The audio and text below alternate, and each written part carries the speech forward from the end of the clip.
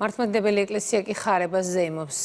ერთ-ერთი საუფლო დღესასწაული განსაკუთრებულად აღინიშნება, სადღესასწაულო მსახურება ყველა მოქმედ ტაძარში ტარდება. პატრიარქის ტახტის მოსაღდრემ კი მრევლს ქადაგებით სიონიდან მიმართა. მარიამ ბუღაძის სიუჟეტი.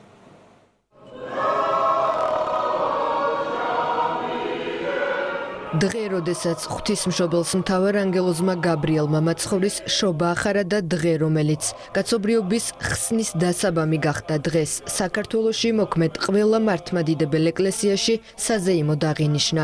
სიონის საპატრიარქო ტაძარში წირვა-ლოცვა საპატრიარქო ტახტის მოსაყდრემ მეუფე შიომაღავლინა. ქადაგება უწმინდესის და უნეტარესის ილია მეორის გახსენებით დაიწყო და მისი სულის მოსახსენებელი პანაშვიდიც გადაიხადა. მივეჩვიე, რომ ვამბობდი ხოლმე, გადმოგცემ სრულიად საქართველოს კათოლიკოს პატრიარქ ილია მეორის ლოცვა კურთხევას. თულია ამის გარეშე ქადაგებით მოგმართოთ. ამ სიტყვების გარეშე. გილოცავთ ხარებას, ყველაფერს რაც სამყაროში ხდება, ესმით ეს ადამიანებს თუ არ ესმით, საბოლოო მიზნად აქვს საღვთო სიყვარულის ძალით ღმერთთან შეერთება.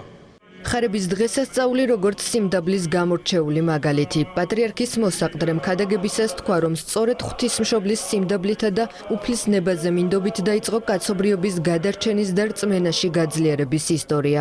ეს დღესასწაული აღინიშნება როგორც ჩვენი გამოხსნის დასაბამი, რომელიც შეიძლება არც მომხდარიყო ყოვლადწმინდა ღვთისმშობელს თავისუფალი ნებით, რომ არ მიეღო ეს ხარება და ამ სიმდაბლის წყალობით ღირსი გახდა კაცობრიობა საოცარი ხარების.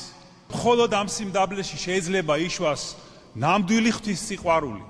ქრისტიანული რწმენისთვის განსაკუთრებული მნიშვნელობის დღესასწაული ღვთის განკაცების დასაწყისად მიიჩნევა.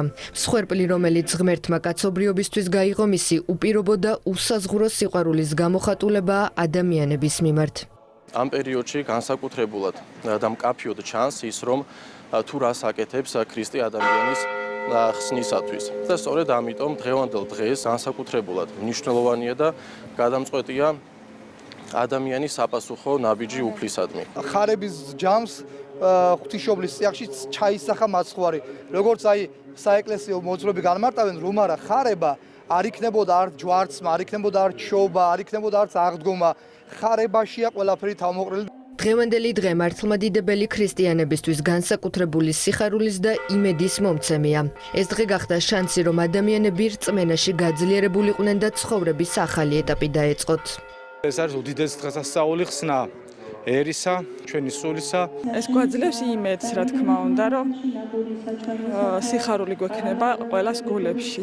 მე მინდა ეს მოულოდნელი სიხარული, როგორც ღვთისმშობელ დედას ამცნო წმინდანმა გაბრიელმა, თავად ანგელოზმა, მე მინდა აი ზუსტად ესევე ყველა თითეულის ქართველის ოჯახი იყოს მოულოდნელი სიხარულით გახარებული. ხარება, რომელსაც მართლმადიდებელი ეკლესია ყოველთვის 7 აპრილს აღნიშნავს, ერთ-ერთი უდიდესი დღესასწაულია 12 საუფლო დღესასწაულს შორის.